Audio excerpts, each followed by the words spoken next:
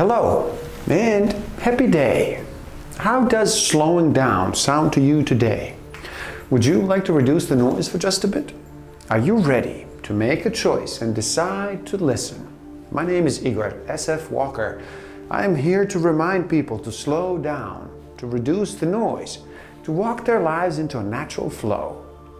Welcome back to the Book of the Week series. Every week as I read another amazing title, I share it with the world. And today we look at the top 5 regrets of the dying. A life transformed by the dearly departed, by Bronnie Ware. Regret number 1. I wish I had the courage to live a life true to myself, not the life others expected of me. They say that we do more to avoid pain than we do to gain pleasure. So it is when the pain becomes too much that we finally find courage to make changes.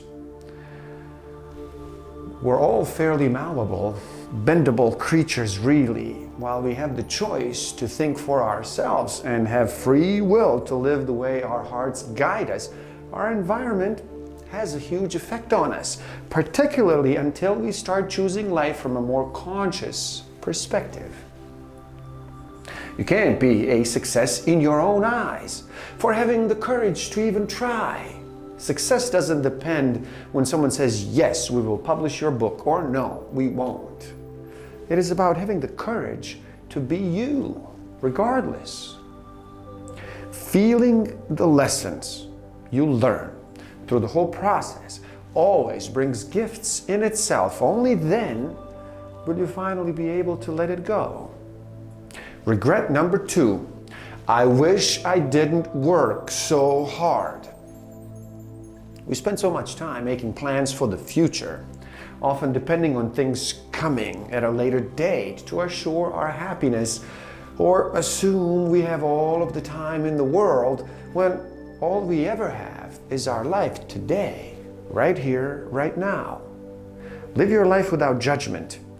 We can all be guilty of judgment at some point. There's a fine line between compassion and a victim mentality. Compassion is a healing force. It comes from a place of kindness towards yourself.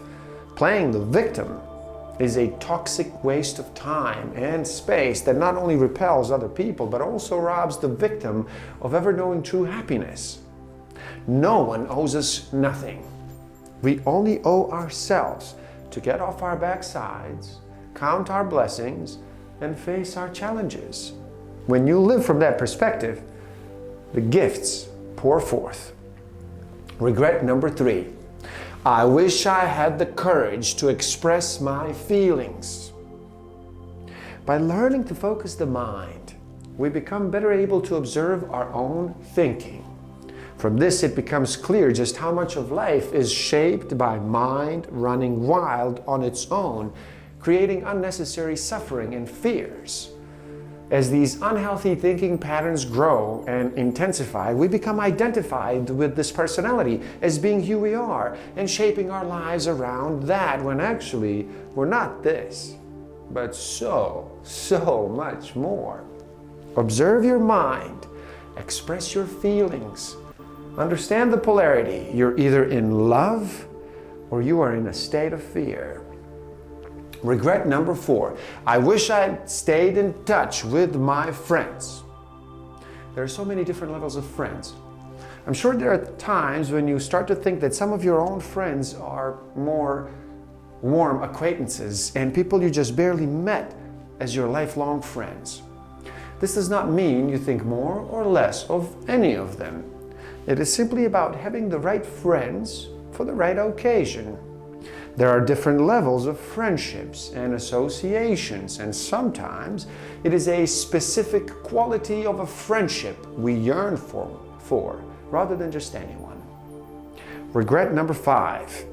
I wish I had let myself be happier. The mind knows no answer. The heart knows no question. It is the heart that guides you to joy, not the mind. Overcoming the mind and letting go of others' expectations allows you to hear your own heart. Having the courage to then follow it is where true happiness lies. In the meantime, keep on cultivating the heart while mastering the mind. As the heart grows, life brings more joy and peace your way. A happy life wants you as much as you want it. Like anything, you get better with practice. So by starting with small acts of bravery in expressing yourself, you become more at ease with opening up and even begin to enjoy sharing such honesty. You'll never be able to control the reactions of others. Although people may initially react when you change the way you are speaking honestly, in the end, it raises the relationship to a whole new and a healthier level. Either that or releases the unhealthy relationship from your life completely. Whichever way, you win. Life can actually be easy and joyous. It can, in fact, flow well. Even better is that as I've continued to adjust and grow and continue to accept that I deserve all that comes my way, the more easily the things keep flowing. It is time to realize your own worth and to realize the worth of others. Lay your judgments down. Be kind on yourself and be kind on others. No one has ever truly walked in another's shoes, seen through another's eyes, or felt through another's heart for their whole life. No one knows just how much each other has suffered either. You have a light within you that is beautiful and potentially radiant.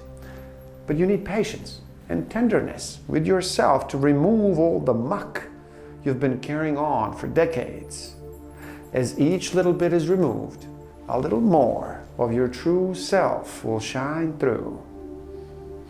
Can you help out? It's easy. Simply like this video so more people can enjoy it. Share it too and spread the word. Subscribe to my channel and stay up to date. And link to this book is in the description below, so buy it and read. Never stop learning. Thank you. Love and respect.